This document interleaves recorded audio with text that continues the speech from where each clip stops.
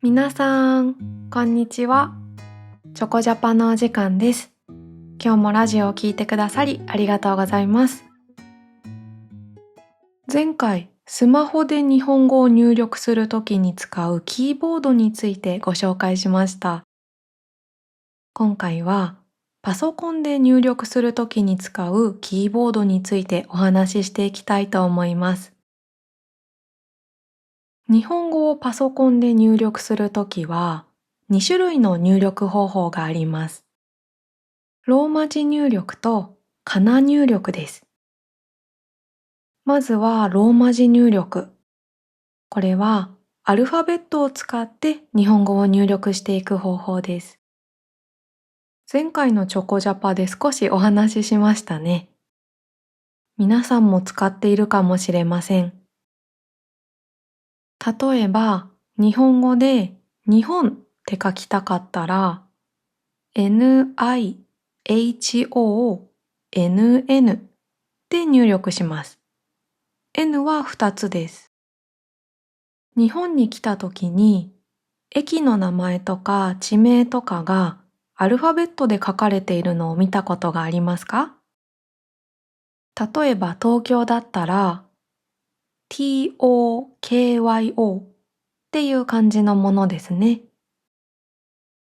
パソコンで日本語を入力するときに使うローマ字は、普段街で見るローマ字とはちょっと違うんです。東京をパソコンで入力するとき、入力するのは TOKYO ではなく TOUKYOU です。東京のうも入力します。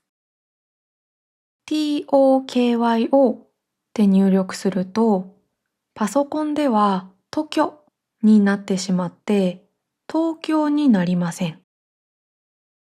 駅名などに使われているローマ字は、英語の発音に近いスタイルで、駅名、地名だけじゃなくて、パスポートにも使うものです。パソコンの入力に使うローマ字は、日本語の50音に合わせたスタイルで、2つはちょっと違います。例えば、社を表したいとき、駅名などでは SHA って書きますが、パソコンなら SYA です。市なら、駅名などでは SHI って書きますが、パソコンなら SI って入力することが多いです。もちろん、パソコンで SHI って入力しても、ちゃんと市になるんですけど、S と H と I、3つのキーを押すのと、S と I、2つのキーを押すのでは、2つだけの方が早いので、私は SI って入力しています。パソコンで使うローマ字は小学校で習います。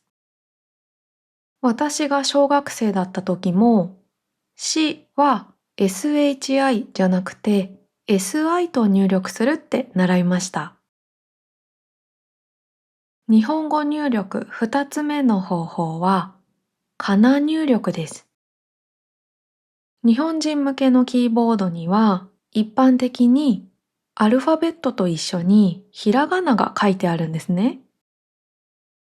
Q のキーにはたが書いてあって、A のキーにはちが書いてあります。なので、日本って打ちたかったら、ひらがなを探して、日本って3文字入力していきます。日本って入力するとき、カナ入力なら3文字だけ打てばいいので、ローマ字入力より指を動かす回数が減ります。が、カナ入力を使っている人はとっても少ないと思います。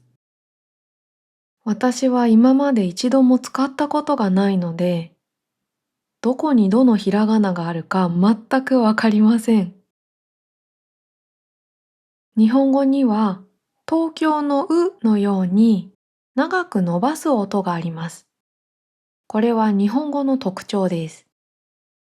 この伸ばす音があるかないかで意味が変わってしまう言葉もあります。おじさんとおじいさんとか、地図とチーズとか、とても大切な部分なんですけど、難しいポイントですよね。そんな時にパソコンで日本語を入力する練習をしてみるのもいいかもしれません。ぜひパソコンで日本語を書く練習もしてみてくださいね。それでは、また次のチョコジャパでお会いしましょう。またねー。